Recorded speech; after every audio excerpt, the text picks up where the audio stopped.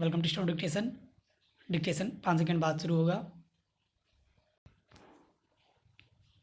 Ready start. जैसा कि अपेक्षित था, भारत ने चीन के साथ सीमा विवाद को लेकर अमेरिकी राष्ट्रपति के मध्यस्थता प्रस्ताव को खारिज कर दिया। वास्तव में यदि ट्रंप भारत संग खड़े होना चाह रहे थे तो उन्हें मध्यस्थता की पेशकश करने के बजाय चीन को चिताना चाहिए था।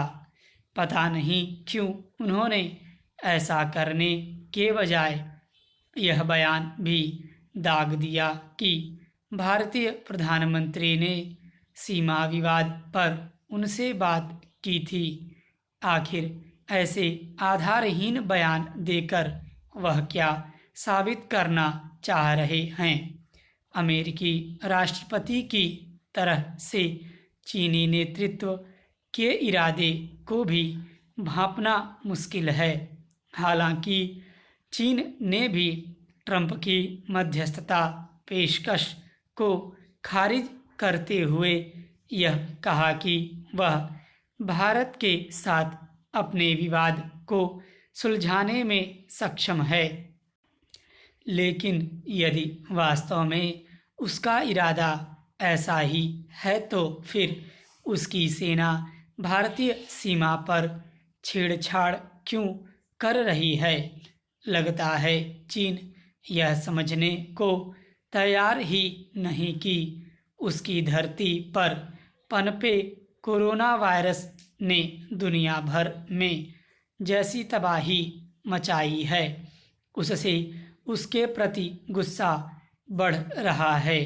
दुनिया का यह गुस्सा उसे बहुत भारी पड़ने वाला है। जब उसे अपनी छवि बचाने की चिंता करनी चाहिए, तब वह पड़ोसी देशों को तंग करने और दादागिरी दिखाने में लगा हुआ है। उसे इसकी कीमत चुकानी ही होगी। यदि चीन यह मान रहा है कि वह उग्रता का प्रदर्शन करके अपनी बात मनवा लेगा, तो आज के युग में ऐसा होने वाला नहीं है। भले ही वह विश्व महाशक्ति बनने को आतुर हो, लेकिन सच्चाई यह है कि उसके अधिकांश पड़ोसी देश उसे क्षेत्रीय और विश्व शांति के लिए खतरा मानने लगे हैं।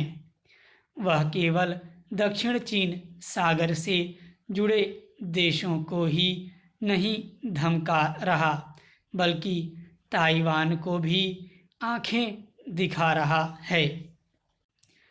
अब तो वह हांगकांग पर भी अपने तानाशाही भरे कानून थोपने के लिए जोर जबरदस्ती कर रहा है।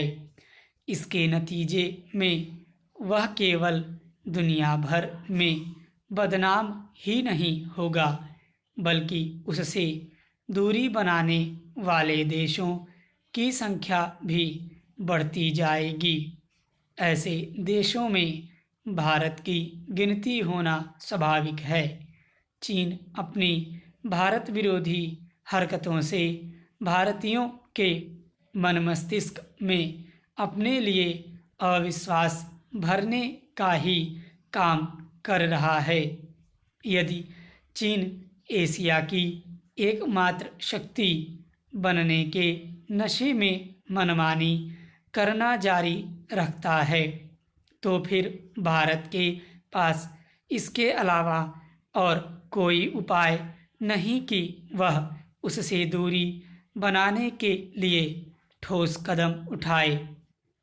ये कदम तब तक उठाए जाने चाहिए जब तक चीनी नेतृत्व यह समझने को तैयार नहीं होता कि एक लोकतांत्रिक और जिम्मेदार चीन से तो निर्वाह हो सकता है, अड़ियल अविश्वसनीय और तानाशाह चीन से नहीं। स्टॉप।